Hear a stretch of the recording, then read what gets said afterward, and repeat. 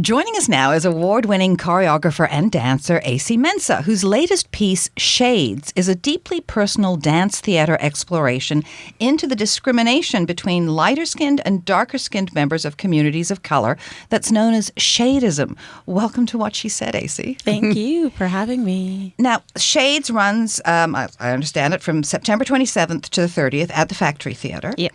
And now it examines the deep generational trauma that shadeism has imprinted on you and the 6 other artists involved. So tell us how this all started.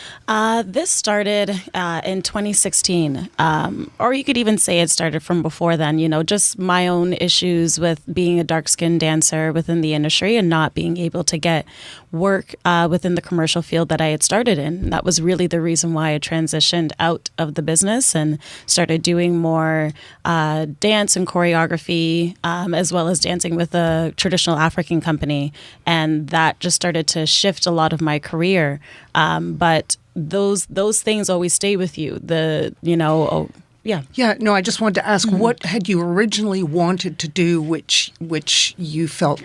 I wanted to go on tour. I wanted to be like the backup dancer for, big name artists. I wanted to be in music videos. I wanted to be in movies, some of which, it's funny enough, has come back in the later part of my career. Like this year, I choreographed for Francesco Yates. He's from Scarborough. We opened up for Justin Timberlake, and I choreographed and I danced in that. And Justin was somebody that I always wanted to be on stage with. So, and it's interesting how the dreams that I had early on in my career are kind of coming back in the later half of my career.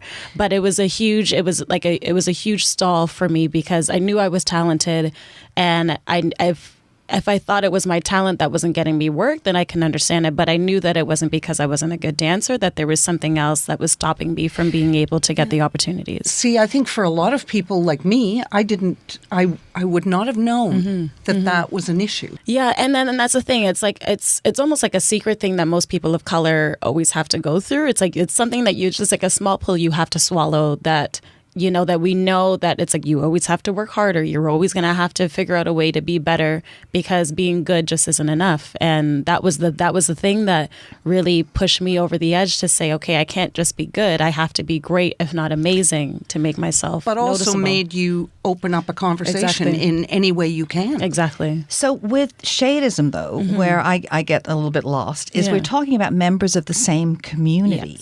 Yes. So how did that impact you? Well, it was something like I was doing a music video. So this was like one of the more clear-cut examples. I was doing a music video with a friend of mine and some other Black female dancers that were all medium to darker toned females.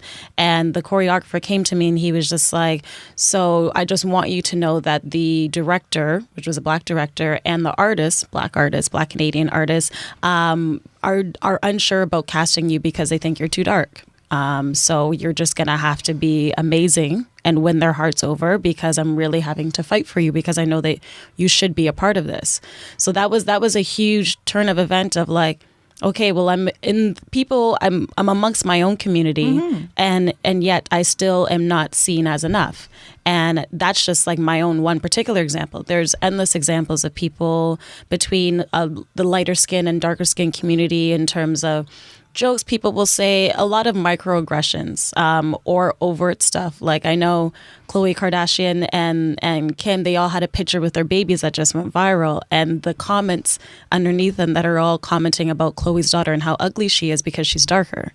It's like subtle things like that people say that they just believe. They just naturally believe because, well, she was mixed race, then she would be even more beautiful. And those are the things that stick with us, that you hear in your youth, that you hear in your childhood. And to me, it's like they stay with you into your adulthood. So how do you feel that that's different from, for example, let's say you had a casting director who wanted all blondes.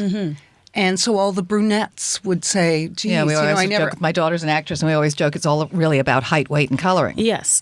And I always say, like, with casting is that for a lot of white people, their hair color is almost like a race. So it's like you need your blondes, you need your brunettes, you need your redheads, and then you can go with one black girl and then whatever other race. But a lot of it, like at least with shadeism, a lot of it is rooted in it started in colonialism. It started in the way that they chose to set up the system to say that, okay, well, if you are lesser than, therefore you are in this subdivided section of society, and therefore you don't gain access and you don't gain opportunity. And that's the hard part, because these things really showcase to people that, like, if I don't get opportunity, I'm not going to go as far in life. So therefore, bleaching is the way to go. Therefore, dating somebody outside of my race is the way to go.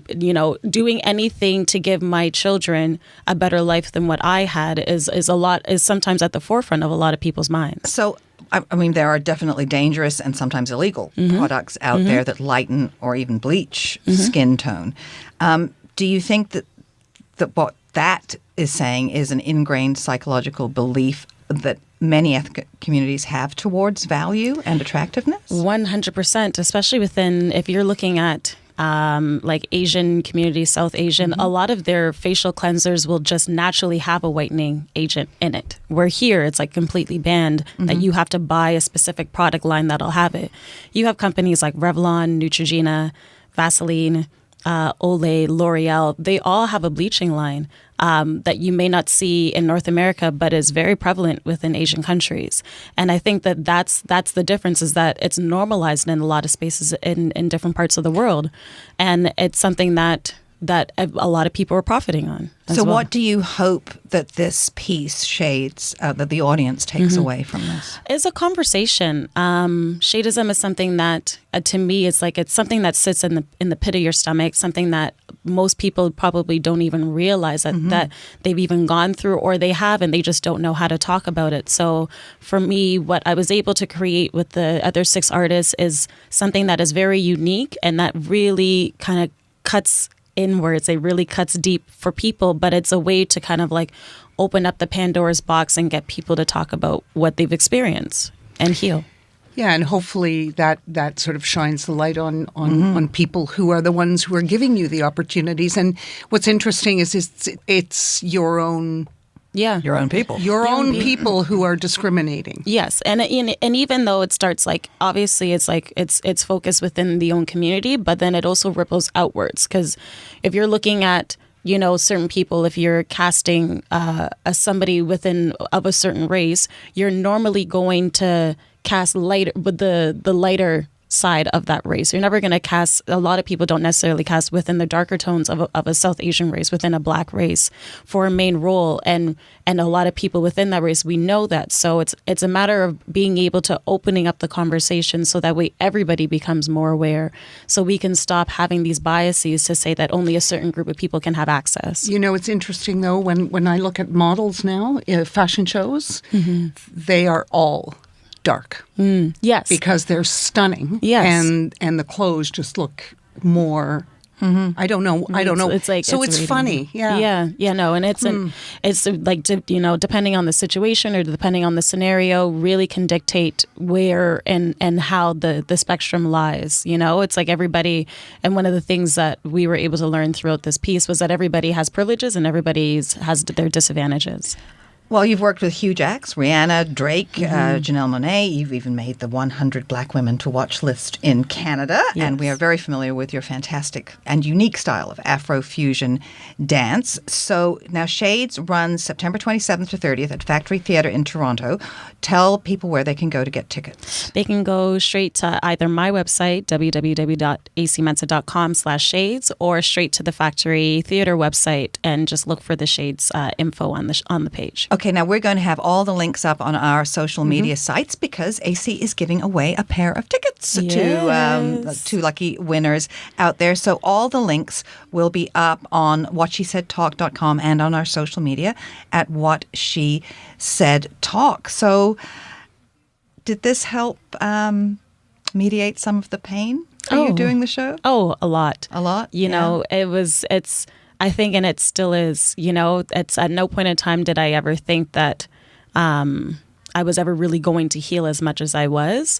But I am myself, the team, we're really being able to, it's really us opening up ourselves to then being able to do that same thing for the audience. Well, Esie Mensah, congratulations. Thank you. Thank you very much for joining us. Thank you so much for having me. She's